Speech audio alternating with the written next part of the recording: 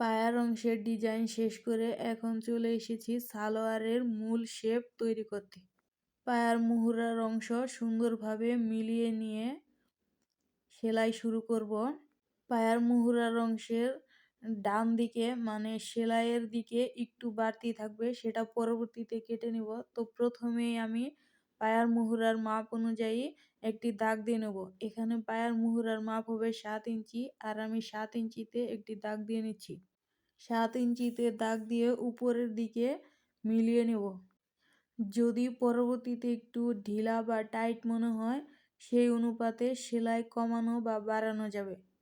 এদিকে সব দাগ ঠিকঠাক মতো দেওয়া হয়ে গেছে, এখন আমি সেলাই শুরু করে দিচ্ছি।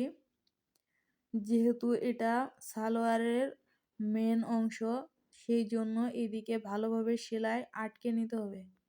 তবে সালোয়ারের এই জয়েনের ক্ষেত্রে কোনোভাবেই তাড়াহুড়া করে সেলাই করা যাবে না। খুব ধীর স্থিরভাবে এবং সুন্দরভাবে বসিয়ে সেলাই করতে হবে।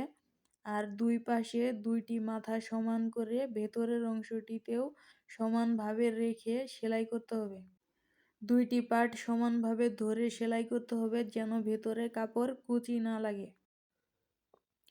সেলাইয়ের ক্ষেত্রে প্রত্যেকটি সেলাইয়ে খুব সুন্দরভাবে ধীর স্থিরভাবে সেলাই করতে হবে যেন সেলাই টান টান না হয়। সেলাই বেশি টান টান হয়ে গেলে সেই সেলাই বেশি দিন টিকবে না, খুব দ্রুত ছিঁড়ে যাবে। যেহেতু আমাদের পরিধেয় কাপড় সবসময় আমাদের শরীরের সাথে বিভিন্নভাবে নড়াচড়া করে এবং এটা মোট কথা মুভমেন্টে থাকে, তো এই ক্ষেত্রে আমাদের খুব বসিয়ে সুন্দরভাবে সেলাই করতে হবে যেন শরীরের মুভমেন্টে সেলাইগুলো ছিঁড়ে না যায়। নতুন অবস্থাতেই যদি সেলাই ছিঁড়ে যায় সেক্ষেত্রে কাপড় সেলাই করাই বৃথা। এই তো আমার পরবর্তী অংশটিও সেলাই করা হয়ে গেছে, মানে আমি যখন সেলাইটা ঘুরিয়ে নিয়েছি সেই সেলাইটিও শেষ হয়ে এসেছে। এখন আমি সুতা আটকে নিচ্ছি। এখন সেলাইগুলো ভালোভাবে দেখে বাড়তি সুতো কেটে নিব এবং এই যে বাড়তি একটা অংশ আছে মানে ওই নকশার কাপড়টি ছিল একটু চারকোনো, আর সালোয়ারের কাপড়টি একটু ত্রিকোনো। এই জন্য আমাদের সেই মাপ অনুযায়ী কাপড়টি কেটে নিতে হবে।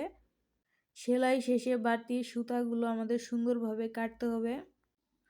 বাড়তি সুতা এবং কাপড় কাটা শেষ করার পর এখন আমি সালোয়ারের অংশটিকে আমি ঘুরিয়ে নিচ্ছি, সোজা করে নিচ্ছি।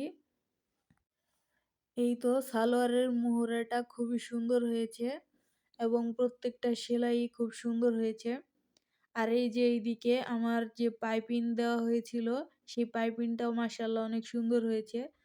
চারপাশেই এক সমানভাবে এবং বিশেষ করে যে জয়েন্ট আছে সেই জয়েন্টের অংশটিতে অনেক সুন্দরভাবে সেলাই হয়েছে, কোথাও কম বেশি হয়নি। আর এখানে যে 3 ইঞ্চি গ্যাপ রেখেছিলাম ডিজাইনের, সেই অংশটিও সেলাইয়ের ভেতরের অংশে চলে গেছে।